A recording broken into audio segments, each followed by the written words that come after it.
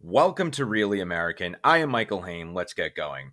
Now, I think most of us now see that the selection of JD Vance was probably Trump's biggest mistake next to deciding to keep Don Jr. Dad, I totally am like your favorite mistake, okay? JD Vance isn't a gaffe machine. He's the freaking golden goose of gaffes. Starting with his weird childless cat comments, which of course spawned some really amazing memes, as you can see, to his, little couch fetish, not kink shaming, but I don't know, JD. I will just couch it in those terms. To his post-convention slump. No Republican vice presidential nominee has had this bad of a review following a convention.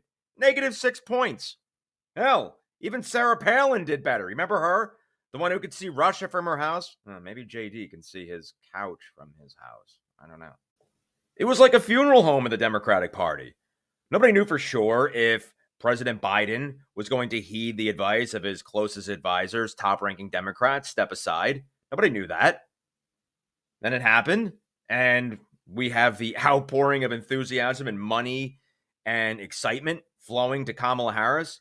But forget that. We have the golden goose of gaffes. That is JD Vance. Hence explains why Senator Chuck Schumer, Democratic Senator Chuck Schumer, basically said he's the best gift that you can ever give the Democrats. And since JD Vance just can't keep stepping in it, apparently he privately told donors that the emergence of Vice President Harris's campaign was a, quote, political sucker punch. Let's hear more of that. Breaking news on the other VP front tonight, and that's a recording that was obtained by the Washington Post that reveals Trump's running mate, JD Vance, telling a private audience something very different than what we've been hearing from the Trump campaign publicly about Vice President Harris. All of us were hit with a little bit of a political sucker punch. The bad news is that Kamala Harris does not have the same baggage as Joe Biden because whatever we might say, Kamala Harris is a lot younger, and Kamala Harris is obviously not struggling in the same ways that Joe Biden did. Candid comments there, and they may just be an accurate assessment of how much Biden dropping out of the race has shaken things up, truly. But compare what you heard from Senator Vance there to what former President Donald Trump said publicly just a few moments ago on Fox. I think she's a worse candidate than him. She's far more radical left. She is younger. I mean, she's 60 years old. A lot of people, I didn't realize she was 60. I thought she was a little younger. I think she's radical because she respects the rule of law. She prosecuted criminal con men like me, so that makes her radical left. Looks like somebody is perpetually crapping their diaper. He is such a freaking demented, deranged, old, senile psycho. Would you just drop out, dude? Go away. You should be scared, JD, and gripping those couch cushions, because when Trumpty Dumpty is scared, well, watch out for some flying ketchup. Political author Joe Klein actually explores this a little bit more and possibly why Trump is scared. Let's look at that. Let's turn now to Joe Klein, political commentator and publisher of Sanity Clause on Substack. Joe, welcome back to the show. 7 days in, 100 days out. Let's talk about the significance of this moment we're living through. In a matter of days, we've seen a president drop out, another one almost assassinated, and a vice president re-energize her party in a very unprecedented way. Well, it's been a quiet couple of weeks. I've been doing this for 50 years, and I've never seen anything like it. One thing you missed was that we also saw Donald Trump pick a very questionable presidential candidate in JD Vance, who has really been a little bit of a drag on him. But this thing is it's a completely new race, and we have 100 days. This is going to be a sprint. I think that what we're going to see over the next week or two, unless there are more surprises, and there have been so many surprises so far, but what we're going to see over the next couple of weeks is a strong period for Kamala Harris. She'll get a bump when she names her vice president, if it isn't someone terrible, and I suspect it won't be, it'll be one of these governors or senators who are very solid, very moderate.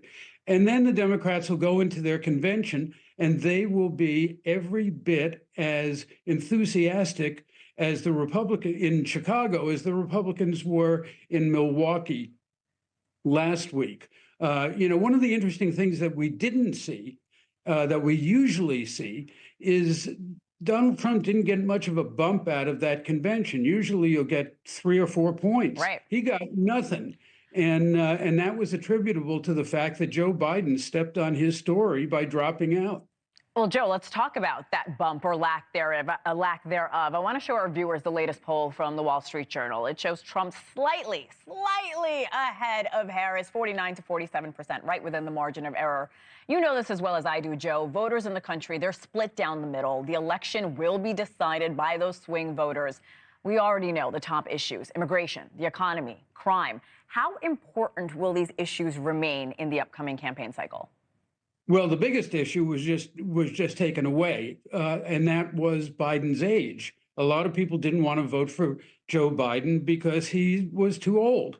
And I think that what you've seen in the polls this week is a lot of Democrats who were reluctant come home. So you've got, it's now pretty much a tie. And as you said, you're absolutely right. This election is about 6 or 7% of the population who are in the middle. And they tend to be independents, suburban women, we'll see. The two bases, blacks have come home to the Democratic Party over the last week. And it's going to be about that small group in the middle. So, Joe, what should the messaging be for both candidates, for that group?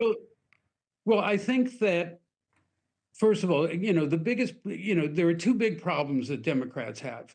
One is inflation. The other is immigration.